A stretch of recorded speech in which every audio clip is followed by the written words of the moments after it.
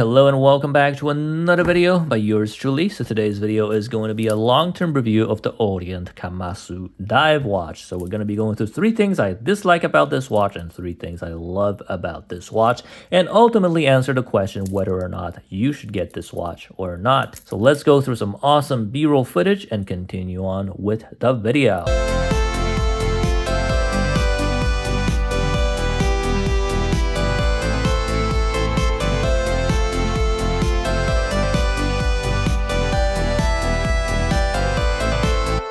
Now, in terms of the unboxing experience, you get the classic Orient box. It is, I believe, faux leather with I think this is metal right here.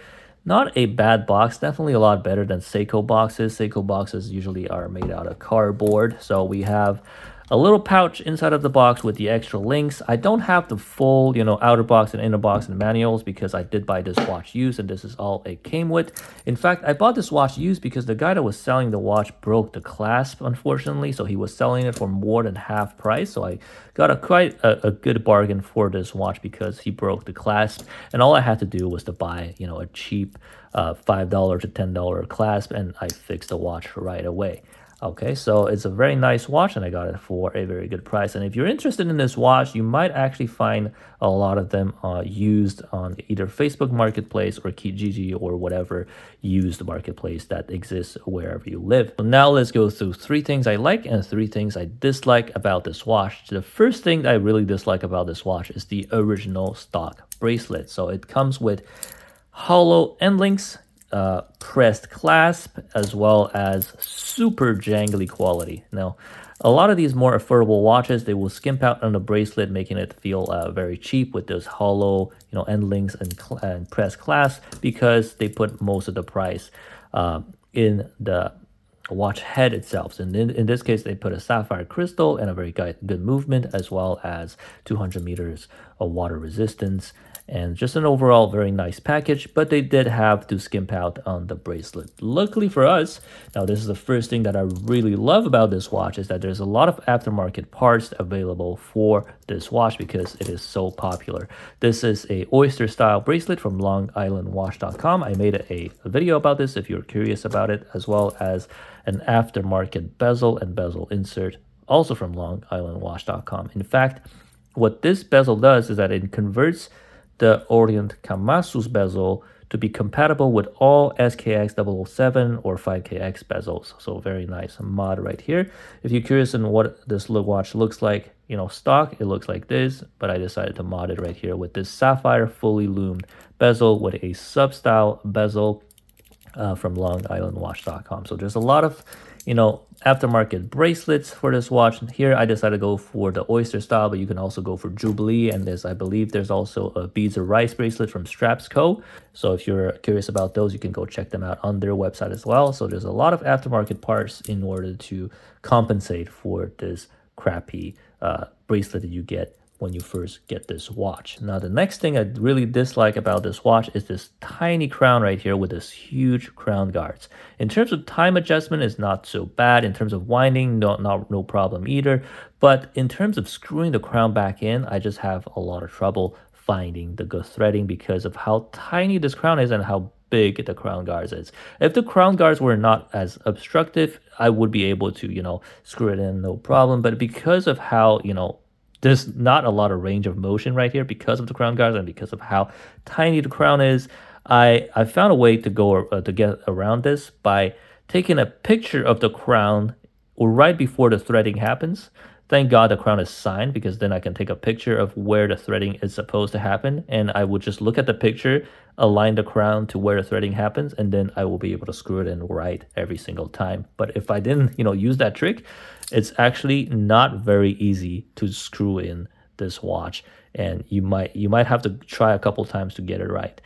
So this is one of my minor complaints about this watch. If this watch had like a huge crown, like for example, like this Pro Specs right here with no crown guards or little crown guards, or just like at least give me a big crown, then it would be a lot better. But I mean, this is nitpicking at this point. So here we have the watch all pimped out with the aftermarket bracelet from longislandwatch.com. We have solid end links, solid links, size with screws, a milled clasp with 3 positions of micro adjustment, and it looks absolutely gorgeous on my 6.5-inch wrist. And here is the next thing that I really like about this watch. It's in its dimensions and specifications. The watch comes with an Orient 40-hour power reserve automatic movement that is fairly accurate. In my particular unit, it runs about +5 seconds a day. Dimensions are about 42 in terms of case size, about 13 in terms of thickness, and as well as about 37 in terms of lug to lug. So relatively compact lug to lug that helps this watch look very great on most size wrist, including my 6.5-inch wrist, which is kind of on the smaller-ish side. Now, the next thing I dislike about this watch, it's in its relatively large, unnecessarily large in my opinion, lug width. So the Orient Kamasu comes with a 22mm lug. I think it's just a little too large for the case of this watch. We have another watch right here at 42mm with 20mm lugs, and I think the 20mm looks just a lot more elegant on this size of a watch compared to the 22 right here. It is even more apparent when I put on a NATO strap. I decided to address this by putting on a strap that immediately tapers from 22 to 20 right here to address this fat lug, quote unquote problem. But I'll show you guys when I put a NATO strap on it that it really makes the watch a little bit out of proportion compared to, let's say, a 42mm watch with a 20mm lug width. So here is what it looks like. Not a deal breaker, of course. It still looks absolutely great, but it would look a little bit greater if it comes with a 20mm lug instead of a 22mm lug. But, still looks very great. Now, the last thing that I really like about this watch, it's in its unique design. There is no other dive watch that looks quite like this watch right here. A lot of the dive watches just like try to copy, the Rolex Submariner or the Seiko ones, for example. They all kind of look very similar to each other, but no other dive watch looks like this one right here with its little batons right here. Actually, these are called like barracuda teeth, for example, because people that looked at this watch thought that the little batons kind of look like teeth, and this is where the watch got its nickname Kamasu, which means barracuda, for the barracuda teeth that this watch comes with. And it's a very unique design. It doesn't try to copy any other watch that I am aware of, and it is very unique. There is not going to be another watch that's going to be like it on the market, right? So for example, this one, it's blatantly just copies another design, or this one right here that kind of looks like a Submariner with the triangle at the 12 and then the batons at the other indices and the circles. It kind of looks a little bit like, inspired by the Submariner, or the Seiko one that a lot of Seikos have this design with the circles and the triangle right here with the crown at the 4 o'clock. There's nothing really there's no other watch that really looks like this, and also it comes with a variety of colorways. I have the red one right here, which is really beautiful, as you see right here on the sunlight, the sunburst effect. You can also get this in green and blue as well as black. There's even like a gold version with a strap. So there's a lot of options, and I think the unique look of the Orient Kamasu, coupled with its specifications and dimensions, just makes it such a beautiful watch on the wrist, as you see right here with this red strap.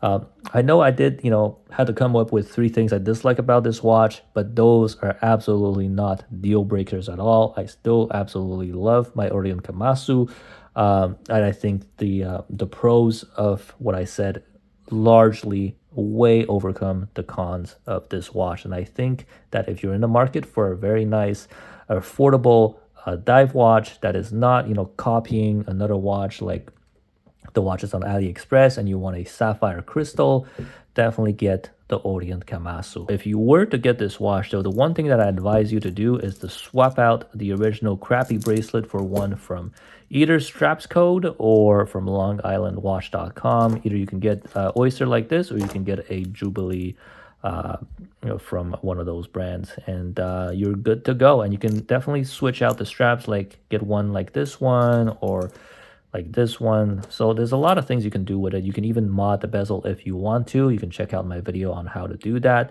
So I'm gonna close out the video with a loom shot. Here's the beautiful loom of the watch and the bezel insert. I hope you enjoyed this video, and please do not hesitate to like and subscribe for more, and I'll see you next time.